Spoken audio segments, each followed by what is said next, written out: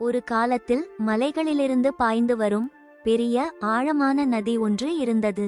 அந்த நதியின் நீர் மிகவும் சுத்தமாக இருந்ததால் அதில் வாழ்ந்த மீன்கள் எல்லாம் சந்தோஷமாகவும் பாதுகாப்பாகவும் இருந்தன.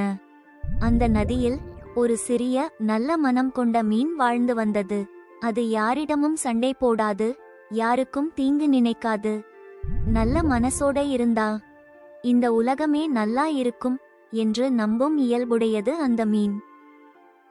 யாரும் போகாத பகுதியில் ஒரு பெரிய முதலை ஒன்று வாழ்ந்து வந்தது. அது பலசாலி, ஆனால் அதைவிட அதிகமாக ஏமாற்றும் புத்தி கொண்டது. நேருக்கு நேர் வேட்டையாடுவதில் அது சோம்பேறியாக இருந்தது. பலம் இருக்கும் போது புத்தியை பயன்படுத்தினா எளிது என்று நினைக்கும் குணம் அதற்கு. ஒரு நாள் நதியில் மீன்கள் குறைவாக கிடைத்ததால் முதலைக்கு பசி அதிகமாகியது. அது யோசித்தது, இப்படி ஓடி பிடிக்க முடியலன்னா நண்பன் மாதிரி நடிச்சா என்ன? அந்த எண்ணத்தோடு ஒரு நாள் மெதுவாக நீந்தி வந்து அந்த நல்ல மனம் கொண்ட மீனை அணுகியது. முதலை மிகவும் இனிமையான குரலில் சொன்னது, மீனே, நான் ரொம்ப நாளா தனிமையில இருக்கேன். யாரும் என்னோட பேச மாட்டேங்கிறாங்க. நீ என் நண்பனா இருப்பாயா? இந்த மாதிரி வார்த்தைகளை முதலையிடமிருந்து மீன் இதுவரை கேள்விப்பட்டதே இல்லை.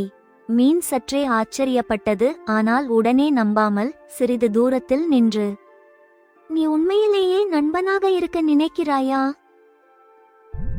முதலை உடனே சொன்னது, ஆமாம் ஆமாம், இனி நான் யாரையும் காயப்படுத்த மாட்டேன். ஆனால் அந்த நேரத்தில் மீன் ஒரு விஷயத்தை கவனித்தது. முதலை பேசிக்கொண்டே தன் கூர்மையான பற்களை மெதுவாக உரசி வாயை திறந்து மூடிக்கொண்டிருந்தது. அதன் கண்களில் நட்பை விட பசியின் பார்வைதான் அதிகமாக இருந்தது.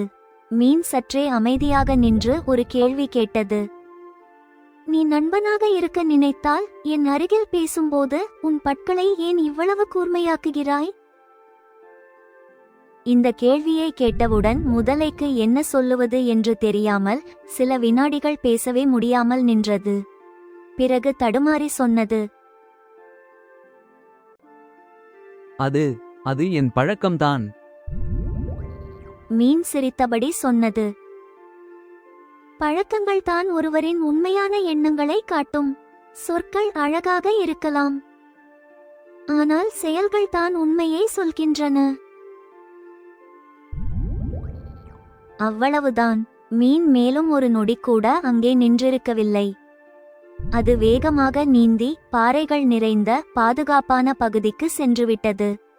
முதலை மட்டும் நதியின் நடுவில் நின்று யோசித்தது. ஏமாற்றத்தால் கிடைக்கும் நட்பு ஒரு நிமிடமும் நீடிக்காது என்று அதற்கு அப்போதுதான் புரிந்தது. அந்த நாளிலிருந்து அந்த மீன் யாருடைய வார்த்தையையும் உடனே நம்பாமல் அவர்களின் செயல்களை கவனிக்கும் பழக்கம் வளர்த்து கொண்டது. முதலையும் மெல்ல மெல்ல தன் ஏமாற்றமான எண்ணங்களை விட்டு நேர்மையாக வாழ முயற்சி செய்யத் தொடங்கியது. இந்த கதையின் நெறி என்னவென்றால், சொல்லும் நட்பும் செயலும் ஒன்றாக இல்லையென்றால் அது உண்மையான நட்பு அல்ல.